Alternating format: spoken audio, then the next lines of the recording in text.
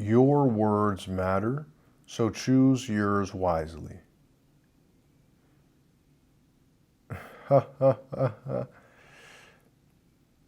So, brother or sister watching this, something that has come to mind and is on the first order of the agenda today is just that. The importance of the words that you choose to use in conversation and to describe who you are or how you may be feeling in a given moment. Because this really speaks about who you are. So let's get into this.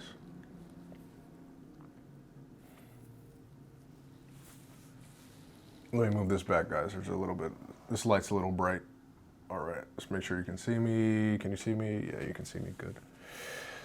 So, look, why today? Why this video now? Well, this is the video that God has ordained to be spoken on today. And I feel that you're right now in a position to where you're speaking a lot about yourself maybe, but you're not describing yourself in the way that is truly you or how you believe you would want to be seen. Maybe you use, oh my God, in conversation, or you say, oh Jesus Christ, every 2 seconds. And God forgive me. The thing is, all of these things, right, they show you are a believer or an unbeliever. That's what they do. And just how it is with that, right? If you're someone that's always cussing, always, oh, F-bomb here, S-H-I-T here, whatever it may be, whatever the word is, you're saying more about yourself than what you're actually saying. Because see, as humans, we've been created that way. We are geared to procreate and to survive and to live. We weren't even supposed to die until sin came into the world. So, look, if we're created in that way, everything's to procreate. So what we do as humans is this. We adapted survival and not survival to certain things.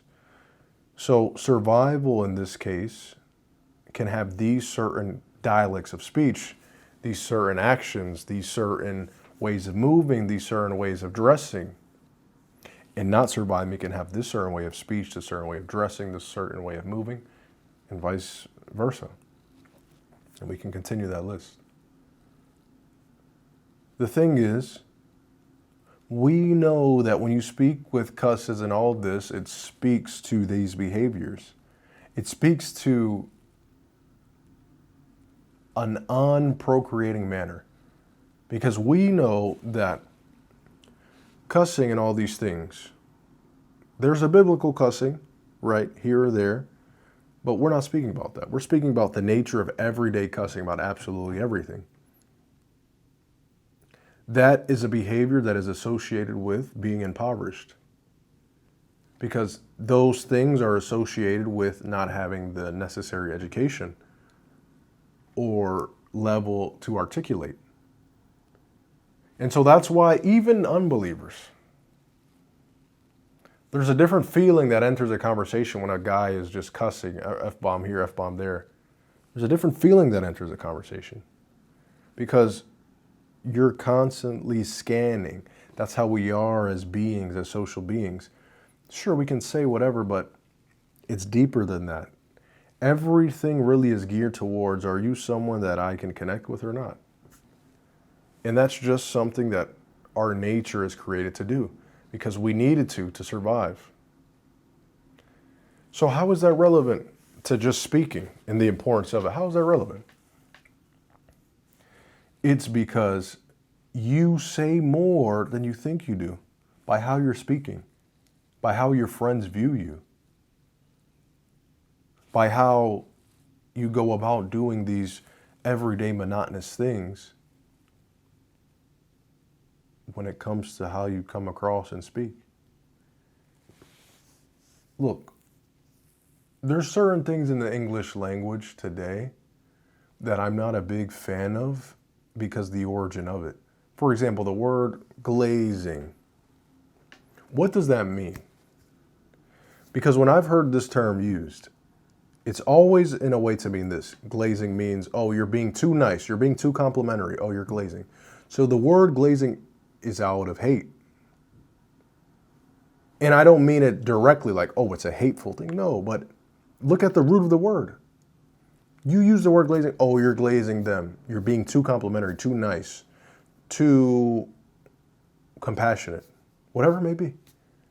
So the origin of the word glazing is out of the antithesis to complimentary behavior. It's the opposite of being complimentary in conversation or in compliment. So even small things like that, look at the origin of these words, guys. Because I can tell you, if I'm around someone who uses that word or uses contemporary language, like things like this that come from the secular world and that, I love them, of course, as my brother or sister. It's just, I'm a human. Of course, naturally, I have an observation of you, and that's going to create my perception of you. And vice versa, if I do the same. It's not because, oh, I'm better, I have this information. Not at all. That's how we operate. So even people who say, oh, no, do whatever you want, sure. But there's a reason they're not jumping off of the train tracks every 2 seconds. You know why? Because it's bred into them. It's their nature to understand, okay, if I do this, I will die. You don't need to talk about it to know that. So you don't need to talk about, oh, if you speak in this way, people like this may not want to get close to you, and vice versa, because it's just understood, it's programmed into us. Why do you think if you're dressed in the most expensive stuff that you wear or have, why do you think that you're not going into the most impoverished places in your city or area dressed the same exact way? Not because they're bad people. That's just the nature of us as humans, man. We understand that, okay, what we see, this area can have more of this, let's say crime or whatever it may be, so you act accordingly. And why is it that when you have a work appointment, for example, you dress in a way according to that? You don't dress the same when you have a work appointment that when you go to school or something. Why is that? And that's kind of a tangent. I kind of went off a little bit because it's all related. Let's return here, though. Let's return back to speaking.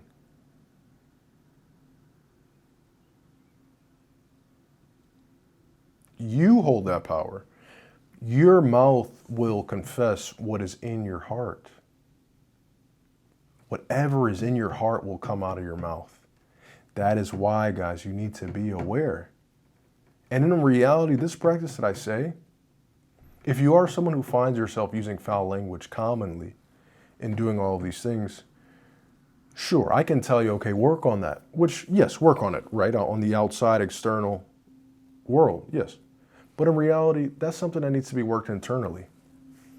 Because there's something within you that views that expression as being acceptable. So when you change that programming that you may have, the outside expression will soon follow. So that's the key. It's not about, oh, what do I say here? It's about, how do I change myself to being so accepting of me doing this behavior or viewing this behavior as being so acceptable? That's the key. Your mouth is literally a vehicle that will make or break you in the world. It literally will.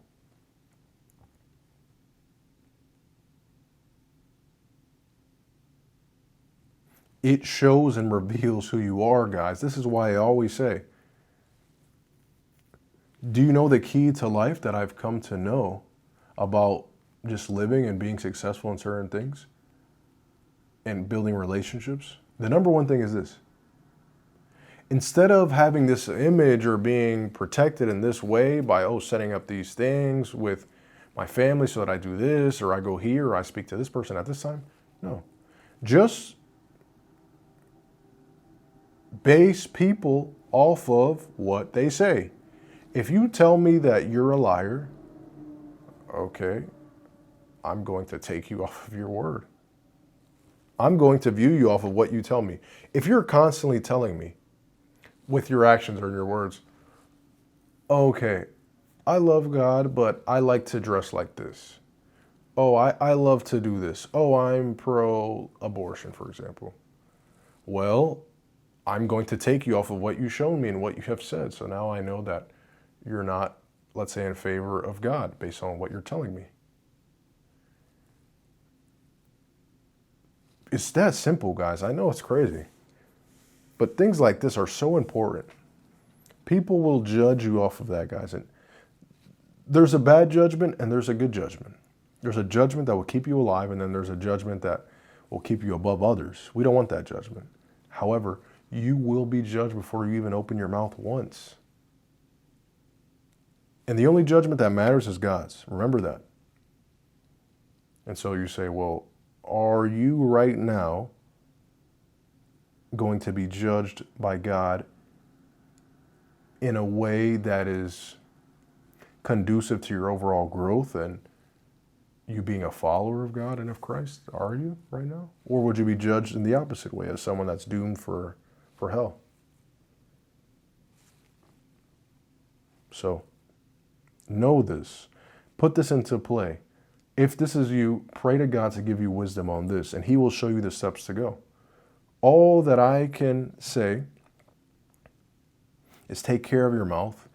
Be the person that you wish to be on the outside internally first, and the external world will follow. Let's go, guys. Much love.